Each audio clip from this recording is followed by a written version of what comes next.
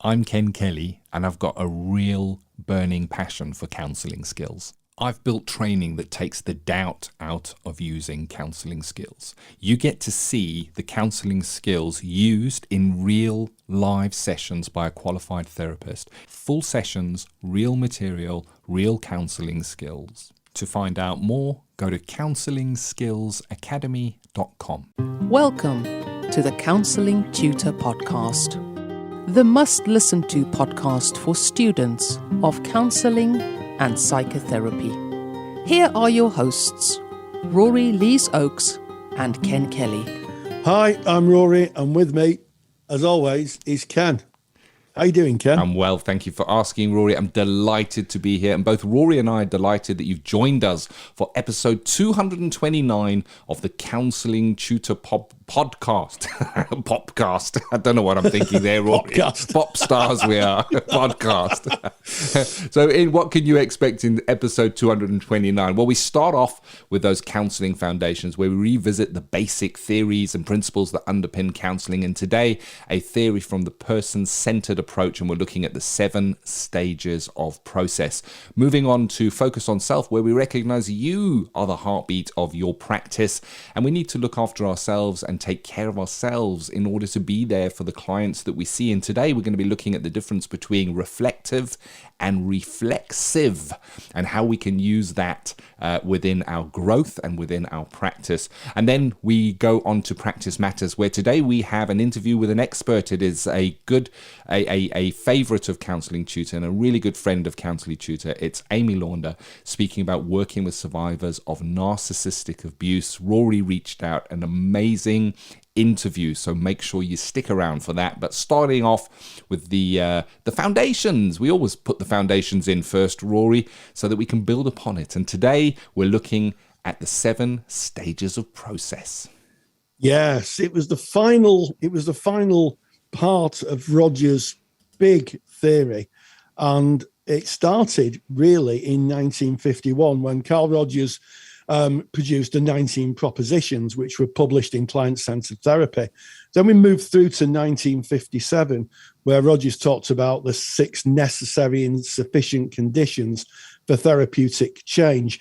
And then on his book, On Becoming a Person, in 1961, he talked about the 7 stages of process. And through that arc of 10 years, what Rogers did was he built a foundation of personality in the 19 propositions. He then went to develop a way of engaging with clients and building the therapeutic relationship in the necessary and sufficient therapeutic conditions. And then finally, he brought us the 7 stages of process. And here's the bombshell, Ken. It's a form of measurement. It's a phenomenological form of measurement, because Rogers talked about growth and osmosis. And in my understanding of osmosis is, it is how plants grow. And it is a way of measurement. There's 7 stages of process. You can use it very briefly and very kind of lightly to chart the growth of a client through the arc of therapy. And that is why Rogers' theory is so elegant. It's phenomenologically based, but it's based in real science. People forget Rogers was a hard-nosed psychologist. He was a numbers guy. He was a researcher, and he built this little ecosystem of ideas that gave us a client-centered therapy.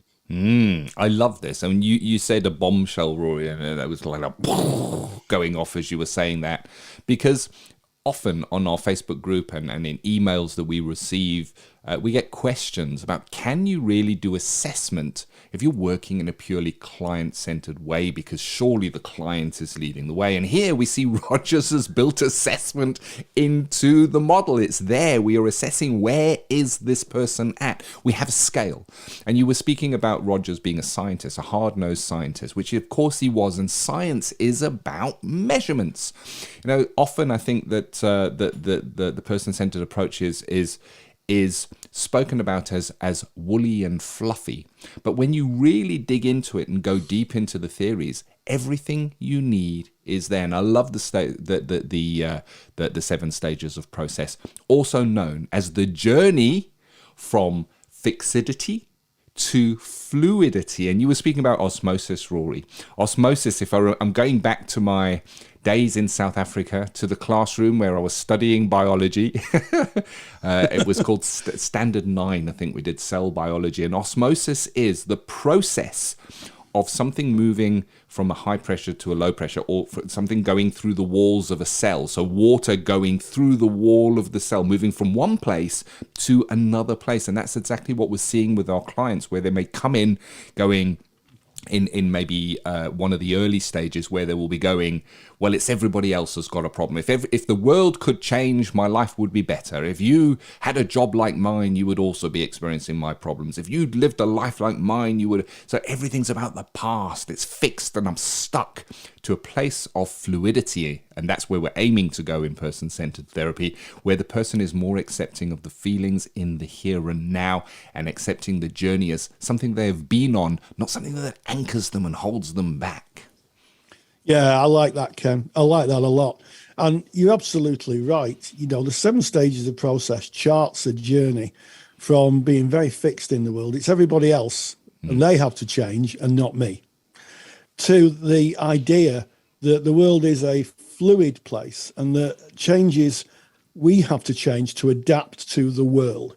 And, you know, the more I read Rogers, the more I appreciate just what a genius he was, because that links in to the 19 propositions. It links into the fact the world is changing round us and we adapt to that changing world. And it's those who don't adapt that have the biggest difficulties. And I like to call those 3 theories, the 19 propositions, the 6 necessary and sufficient conditions, and the 7 stages of process, the Trinity, because those are the table legs that hold a tabletop on of person-centered therapy. If you take one of those legs away, the whole thing collapses. Yep.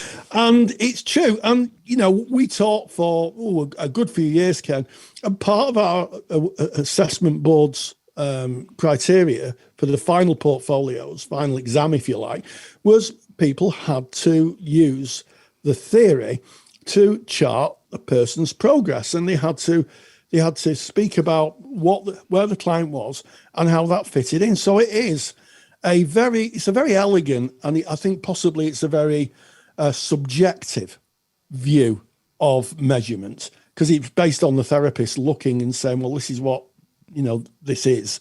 The client saying this is how they've changed. So it's not a kind of quantitative measurement, it's a qualitative measurement. So those of you who are doing research, quantitative is numbers, qualitative is observation.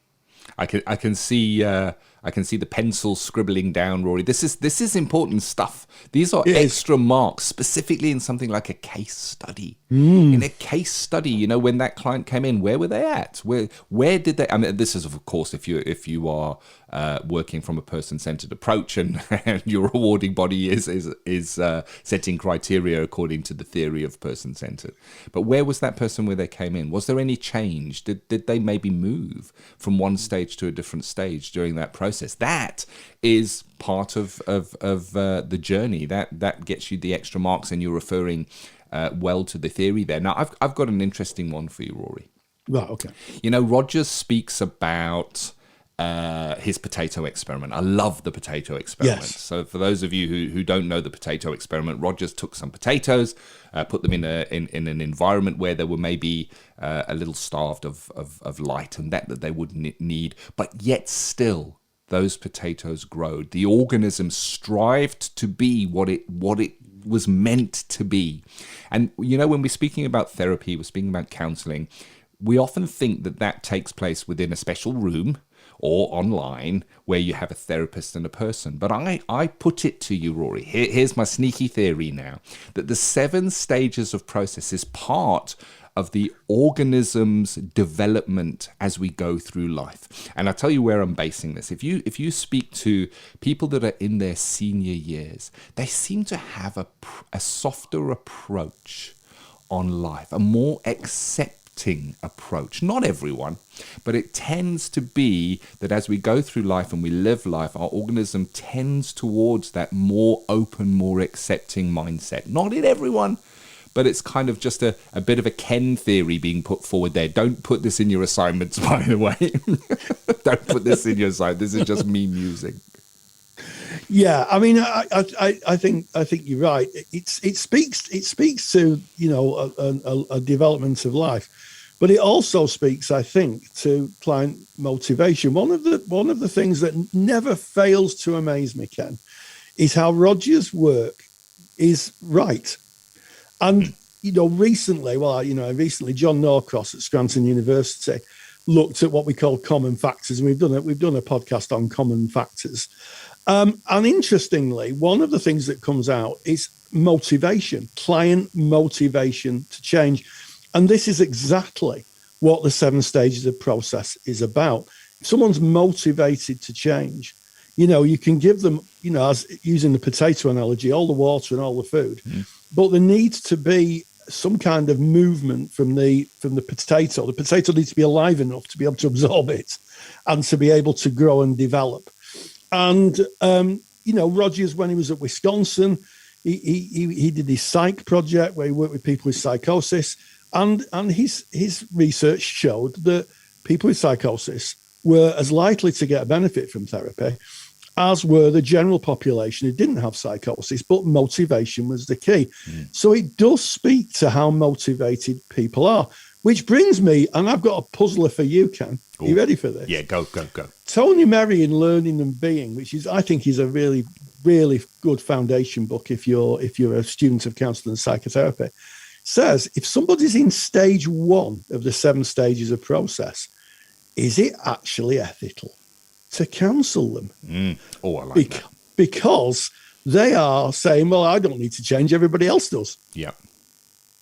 So we got a super duper handout, so I'm referencing that now. So I just wanted to give you the background for this. In the super duper handout that Rory created, it refers to stage 1 as the individual in this stage of fixity and remoteness of experience is not likely to come voluntarily for therapy. And you know, what does that mean? Well, it basically means if somebody is in stage 1, the issue doesn't sit with them. It's everybody else. It's their life. It's their boss. It's their partner. It's their kids. Everything is externalized. So why should I go for therapy? They should all be going for therapy so that they can fix themselves, so that life can be okay. So it's unlikely that a person in stage 1 would present for therapy. However, somebody might present in stage 1 to their GP, and the GP might suggest, maybe counselling would be a place for you to go. And they might dip the toe in with crossed arms and a kind of remoteness. And I guess the question is it ethical to continue to work with them if the problems all around them are not situated in self, Rory? Yeah, I think it's an interesting discussion to have with peers in the classroom. And one of the things that I would note, and one of the things that Ken and myself taught, was one of the ways that you can assess where someone is if they use they or I. So if you're talking to someone and he's saying, well, they're saying this and they're saying, but if he's saying I am experiencing, I am feeling, then there's a sense there of some kind of self-awareness, that there's some responsibility being taken. Now, that's a broad statement. You know, people may have self-awareness and still use the they. But I think that once people start to interject and say, I am having difficulty with people, at that point, they're on a process of self-exploration and self-journey. And this is what the propositions are about. And I think what's really interesting is that, you know, he talks about stage 1 of the 19 propositions where clients are unlikely to present. But if we go right to the other side of the 7 stages of process, in stage 7, you're not likely to see a client in stage 7 because effectively they're engaging with the world as it is. And indeed in stage 6, possibly they're taking the learning from therapy and they are journeying and engaging with the world and thinking about their own processes. It's a fascinating phenomenological set of measurements. And, I'm going to say, Ken, I think it's sometimes forgotten. I think there's a lot of focus put on 19 propositions, a huge amount on the necessary and sufficient conditions. Yeah. But the 7 stages of process is one of those table legs. It's just as important. And I think once people understand it and engage with it, the therapy makes so much sense. And the service to the client, I think, improves. Bingo. And that's the main reason we have these conversations. If you're a student, you'll be looking at the 7 stages of process if you're studying the person-centered approach. But maybe if you've qualified, maybe the last time you looked at those 7 stages of process was during your studies. Well, then maybe a positive challenge in your direction is do yourself a favor and go and get the super duper handout that Rory's created, because it goes through the 7 stages of process, outlines what they are, but it also outlines where a client may be within those processes, how they might present. So it kind of gives us a clue. It gives us a heads up to where they may be. And just revisiting that theory, as you say, Rory, is done in service of our clients. And it is elegant. And it does. I mean, if you've ever sat on a 3-legged stool with only 2 legs, you'll know it's hard work because you're trying to balance the whole time. You're doing a lot of work. You need that 3rd leg for it to be balanced and for it to have its elegance. It is part of the theory is a theory in its entirety. And I think you're right, Rory. So much emphasis is put on what is sometimes referred to as the core conditions, just 3 of the 6 conditions. Don't, Ken, I'm feeling faint. I know. We've spoken about this in other podcasts, but it is the necessary and sufficient conditions are wrapped by the rest of the theory. They make sense in the rest of the theory. So if you want to get Rory's super duper handout, how do you do that? Well, it's free. You just go to counsellingtutor.com. That's our mother website. Make sure you visit that. And in the very top menu bar, you will see there is a podcasts tab. Click on the podcast tab, make your way to episode 229 right there on the page. You'll find all the show notes for today, including any links to extra resources, and you'll be able to download Rory's super duper handout of the 7 stages of process from that page. There's those foundations, Rory. Onto those foundations today, we're going to build a bit of a focus on self and look at 2 words: reflective, reflexive. Yes, and it's interesting. This word has really come into the vocabulary of counselling, I think, only in the last few years, and certainly into things like assignments and teaching. And it's a word that comes up, occasionally in our Facebook group. And if you're not a member of our Facebook group, go to Facebook, type in Counselling Tutor. We're a closed group. Knock on the door, and our kind, wonderful moderation team will let you in, and you can see and meet hundreds of like-minded people talking about topics in the world of counselling, psychotherapy, students, there's qualified colleagues, we've got tutors, we've got some supervisors, and it's a debate, and people talk about things, and reflexivity comes up. And I think that, when I did my studies, there was a lot of focus on reflection. We need to be reflective. In other words, we need to sit and think and ponder and think about what we're doing. But actually, that's fine. But actually, at some point, we need to say, right, I'm going to change things. And this is what I'm going to do. And that is, of course, being reflexive. So reflection is thinking about, what's gone on and what you might do. Reflexive is actually doing the things that you might change. And it's coming up a lot in assignments. And I don't know about you, Ken, but I found myself in supervision as a supervisor, saying to supervisees, okay, you've had to think about what's happened. What are you going to do about it? I am a bit of a direct supervisor, I have to say. So what are you going to do about it? And that is the point where you're asking someone to be reflexive. Yeah, and I think it spans certainly our formal core studies to become counsellors. As you said, Rory, you're going to certainly see this in assignment language and in criteria language. I think it comes down to personal development as well. This is where I find myself at the moment. There we go. I've been reflective. This is where I find myself at the moment. But what am I going to do? And even if I'm not going to do anything, I'm going to let myself be in this. That is being reflexive. You've decided at least something, a course of action. With our casework, what's going on in our casework and how we present that in supervision. And as you said, Rory, as supervisors, looking if you've got a supervisee coming in and they're bringing, this is where I'm at, putting in that reflexivity of, okay, what now? What are we going to do? What is the action plan, or what are the steps that are going to be taken to have some form of movement there? So it is, I think I like the word, and I'll be honest, Rory, when I studied that the word reflective was definitely there, very, very reflective. I heard it again and again and again, but reflexive seems to have been, well, for me, certainly from my frame of reference, is a word that I only learned within the last maybe 8-9 years. Yeah, absolutely, Ken. It's really, really interesting. And what I did notice, I first came across it in higher education training, people who are doing degrees and masters. The word reflexivity came a lot. And I think there's a batch of new writers who are writing certainly in things like supervision, and they're talking about supervision being an active activity, not just sitting having a cup of tea and a chat, but actually helping a supervisee think what they're going to do, because we can't as practitioners bury our heads in the sand. There are some cases where we have to do things, and I'm not going to talk for everybody. I'm sure there's a lot of reflexive practitioners out there, but I do think that it was something that wasn't really drilled into me in training.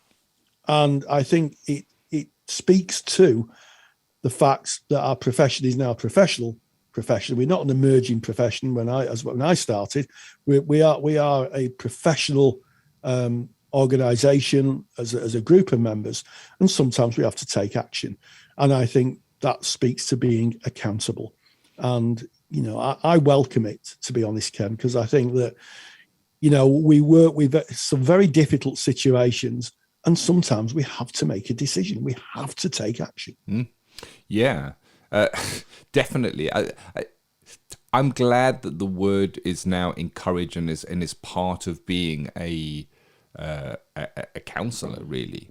And I think about CPD, Rory, and how when you look now, certainly here in the UK, one would evidence one's CPD. You don't just do CPD and go, there you go, I've done that. You're going to evidence it. You're going to write down what CPD you've done.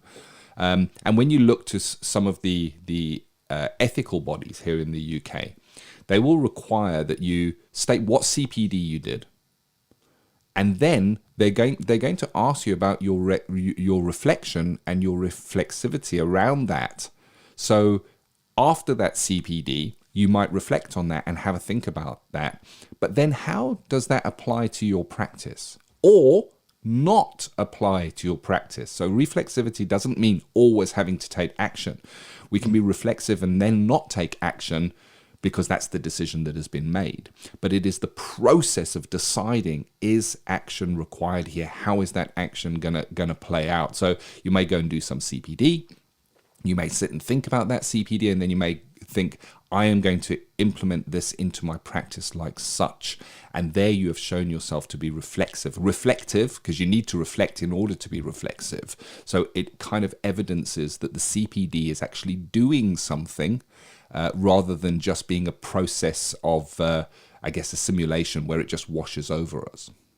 Yeah, I couldn't agree more, Ken. And I think a good supervisor, would pick up on the supervisee's areas of development, and maybe I send my supervisees information, but I always follow up and say, I will be asking you next time we meet. I put it in my notes. Next time we meet, what have you done about it? And they know that when we meet at some point, I'm going to say, I sent you that information. Tell me what you've learned. Tell me how you might apply it. And it speaks to the formative area in supervision. Normative, formative, and restorative. Formative is an educational element, and supervisors should always be encouraging CPD, should be encouraging curiosity in their supervisees. And I think as a counsellor, you need to be a curious person about your profession. You need to think, look, I don't know anything about that. Maybe it's just a case of getting downloading a book or going onto the internet. But It's ongoing curiosity. That's my phrase du jour, Ken. Ongoing curiosity should be our clarion call, I think, in terms of this podcast anyway. I like it. And you've mentioned supervision. I think it's right for me to mention, if you are at that point in your counselling career where you're considering training as a supervisor, well, Counselling Tutor, Rory and myself and our team of tutors, we do offer supervision training. And if you're interested in that, go to counsellingtutor.com. Right there on the homepage, everything is available. All the information is available for when our intake dates are for that. And I guess in closing that off, Rory, I wonder, after listening to this podcast today about reflective and reflexivity, what you might reflect on and what you might do differently. And I'm linking this to a thought, Rory. We run at Counselling Tutor, we run a CPD library for qualified practitioners, full of lectures and resources. And when you finish doing the CPD, you can claim a certificate. And it says, here's the thing, it says 1.5 hours of CPD. And the lecture may only have been an hour long. So where does the extra half an hour come from?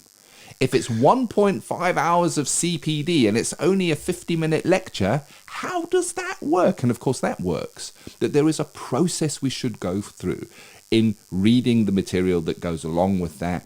And then we're going to reflect on it, what we've learned, what that meant to us. And then there should be a reflexive process. How can that apply to me in my practice? Because of course CPD is done in benefit of our clients, and if it is done as either a way to tick a box to say to our awarding body, yeah we've done those hours, or as a way to go say, oh, I've got another certificate I can put in my file now, let me move on to the next CPD lecture, then we're not doing right by ourselves and we're not doing right by our clients. By being reflective and reflexive, it makes a difference. It makes the CPD, the learning we do, the thoughts we have, into actions that actually make a difference at client level.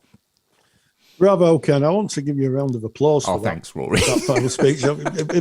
because it's the living, breathing, it's the living part of our practices, the fact that we are engaging in material, developing our knowledge, and we're not kind of just, like a pittle in a jar on a shelf, just pittled.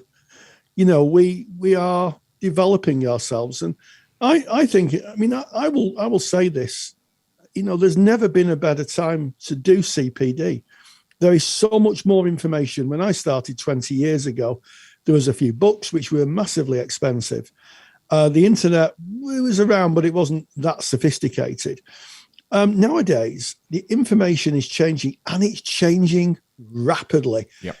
Something you could know today might change. And in fact, I had a colleague many years ago who did a course on post-traumatic stress disorder, did the course. When she'd finished it, she came back and discovered that actually what she'd learned was out of date. The very minute her certificate landed through her letterbox, it was out of date, and she had to do another course because they'd found more information and different ways of working. So, even if you've got piles of certificates, doesn't mean that information is still valid. Ours is a fluid, changing profession, and it's driven by client experience. It's driven by lived experience of our clients. And, what they tell us may not fit the orthodoxy of the theories that go around. New theories are developed, new learning is taken, and we become more effective in the service of our clients, Ken. Love it. Well, there you have. That is that focused on self, reflective. How's that going to make a difference in your practice? And then we move on to practice matters, where we dip our two toes, maybe even, into the world of practice, and we look at what we might come across, and that might be a presentation, it might be the day-to-day running of a practice. And today, Rory, you met with a good friend and regular lecturer for our CPD library of Counselling Tutor, Amy Launder, and spoke about the topic of working with survivors of narcissistic abuse. Yes, I mean, Amy has spoken and done lectures on narcissism before, but this particular lecture is working with survivors of narcissistic abuse. Again, just linking into the last section. a emerging presentation that people are now recognizing that this is happening to them. And she's delivered a fantastic lecture on this. And I asked her about some of the ways we work with survivors of narcissistic abuse. And this is what she told us. Practice matters.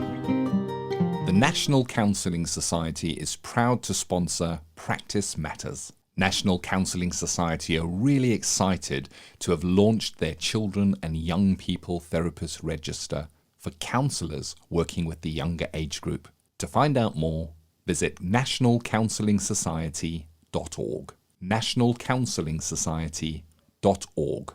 And we welcome back one of our favourite presenters. Our audience loves Amy Launder, and who's done a fantastic lecture for the Counsellor CPD Library on working with survivors of narcissistic abuse. So welcome back, Amy. It's good to see you. Yeah, you too. Thanks for having me again. So you've done. We talked in podcast 224 about what narcissism is, and narcissistic personality disorder, and now we're looking at the other side of the coin, I guess, where people may have suffered under the hands or the actions of someone who is, by all accounts, a narcissist. So what is the first thing we have to think about when we work with someone who's survived narcissistic abuse? Well, I think one of the most important things is that they often don't realise that they have suffered from narcissistic abuse. What you'll often see is clients coming in being really confused about how the relationship ended, why it ended, and what they did wrong, because the whole relationship is designed almost to make them the bad guy. They're the cause of all the problems. So when the relationship ends, they're blaming themselves and looking at themselves rather than at what the other person has done. Yes, and when we talked about one of the things we talked about in episode 224 was how narcissists may be initially attracted to someone who may be successful, and then use the success and the fact that someone's got a successful career as a way of blaming that person for the relationship not working. Yes, definitely. So it's often the things that initially attracted the narcissist to their victim that then becomes a source of contention. So it maybe then makes the narcissist feel bad that they're not as successful, so then they try to tear the victim down. They also are constantly moving the goalposts. So if the narcissist wants the victim to have a successful career, once they've achieved that, then the narcissist might complain that they're not home enough, and you know the goalposts are always moving and the narcissist is never satisfied. Yeah, so it sounds like the relationship is built on shifting sand. The people can't find the feet. And I'd like to pick up on something you said. You talked about sometimes people not realising that they are actually a survivor of narcissistic abuse. And I think that's something that I've identified in my practice. I've certainly worked with clients who believe that if they've just done a little better, if they just worked a little harder, if they could have just been a bit more, the relationship would have survived. And it's small things that come up where, for me, you can pick them up. And one of the things is gaslighting. Gaslighting is a favourite kind of trick of someone who is abusing someone in a narcissistic way, isn't it?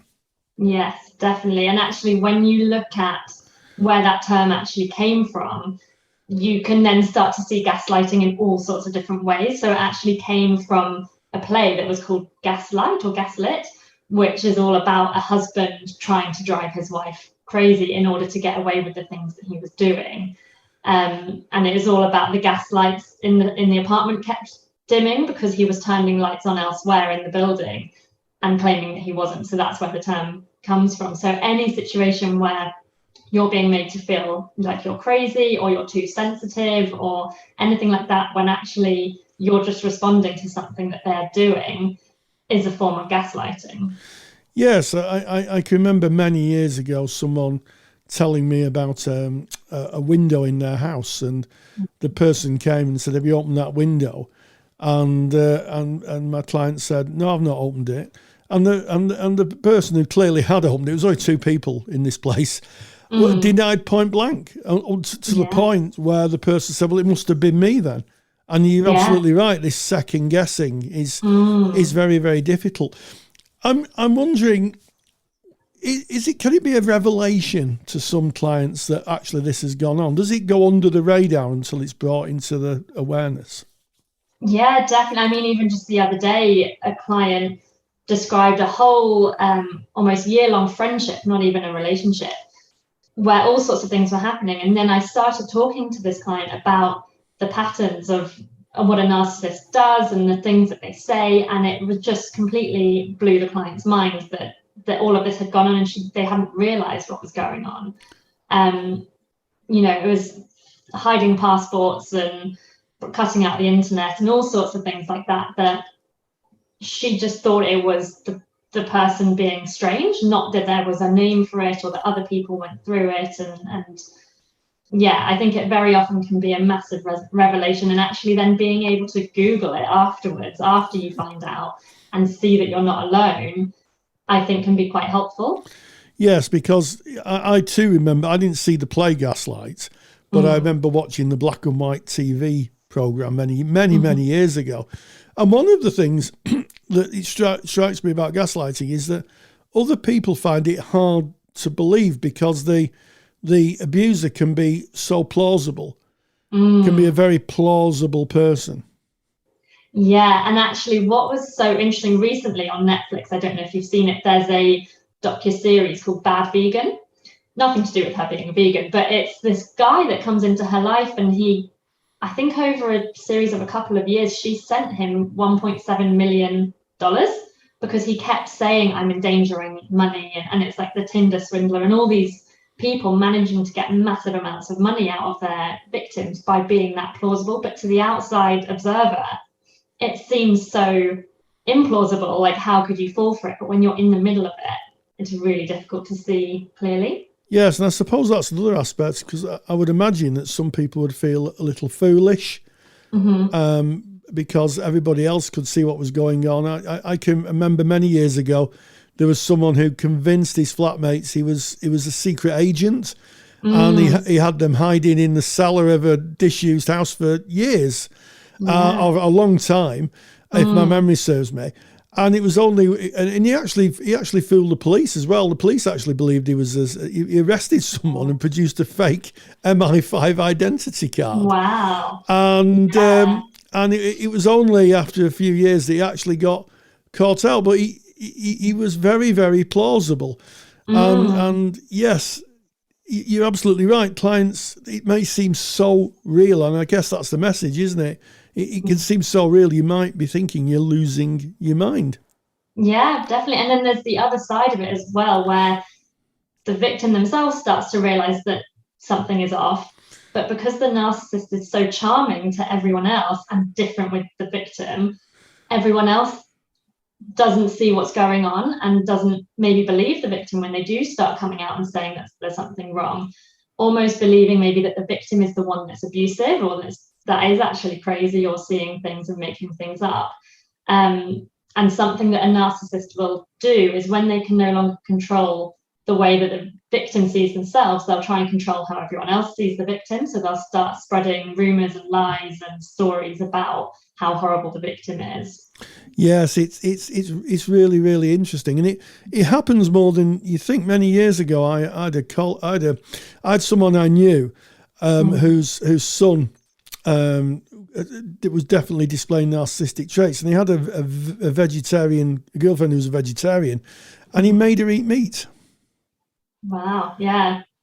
And I think that kind of really summed it up, that kind of power imbalance.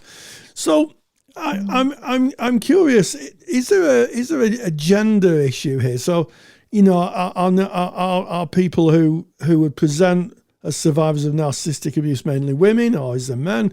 Well, is it across the genders? It is across the genders. I was really careful in recording the lecture to try to be gender neutral, but it's difficult because I think there is maybe a higher prevalence of people that come forward where the victim is female and the perpetrator is male. But I think it definitely does. I mean, I've seen in my personal life, friends who are male who have been victims of female narcissists. So it definitely happens both ways, but I think maybe there's a higher prevalence of male narcissistic abusers and female victims. I think in females, it maybe comes across more in friendships and social media and stuff rather than in romantic relationships, perhaps. Yes, it's fascinating, and I suppose that in the age of social media and the fact we're all very much more connected now, people are more accessible, and there's more opportunity to gaslight people on social media than ever before. Definitely. Yeah, definitely. So as we come to the end of our time together, Amy, I wonder what you would want people who view this lecture, our colleagues who view this lecture, to take away from it. I emphasise a lot at the end of the lecture itself as well, but the importance of validation from the therapist to the client and the psychoeducation that what they went through was actually abuse and manipulation, but also how careful you need to be, because often when friends do believe what has happened, they're very dismissive of anything other than that person is a bad person and leave it at that. Whereas actually the process of unpicking everything is so long that there needs to be a lot of patience, a lot of understanding of the kind of flipping back and forth between hating the abuser and actually still loving them. And yeah, the importance of patience and how long it can take to unpick everything. Yes, to get people back to where they can make I guess a kind of a relative appraisal of what the relationship was. Well, It's always a joy speaking to you, Amy. This lecture isn't to be missed, because I think there's more kind of narcissistic abuse than we'd like to really think about. So as always, Amy, thank you very much. Big thank you to Amy Launder and to you, Rory, for reaching out and hosting that interview. Really, really interesting. And if you're interested in hearing more of Amy's work, watching Amy lecture, her lectures are available in our Counsellor CPD library, and you can get more information about that just by going to counsellingtutor.com. There's 2 L's in counselling. We're based in the UK. That's how it's spelt here. Counsellingtutor.com. Have a look at the CPD library, and that's where you can get that information. Rory, this has been episode 229 of the Counselling Tutor Podcast. Yeah, so we started off with the 7 stages of process, the final piece of theory in Carl Rogers' Trinity, that, of course, is person-centered therapy. The osmotic change, the journey that a client goes through in the arc of therapy, such an important piece of theory. Then we moved to focus on self. We talked about being reflective and reflective, things that we think about and things that we do, and the whole notion of accountability in the world of counselling and psychotherapy. And finally, we finished with Amy Launder, who gave us a wonderful interview on working with survivors of narcissistic abuse. And as always, stay grounded and stay safe. Take the stress out of your counselling studies and get the support of Rory and I by joining us in the Counselling Study Resource. Counselling Study Resource, or CSR for short, is the world's most comprehensive assignment guidance and study support resource for students just like you of counselling and psychotherapy. See how Counselling Study Resource can help you. Visit counsellingtutor.com. That's counsellingtutor.com. Thank you for listening to the Counselling Tutor Podcast. Find the show notes for this episode on our website at www.counsellingtutor.com.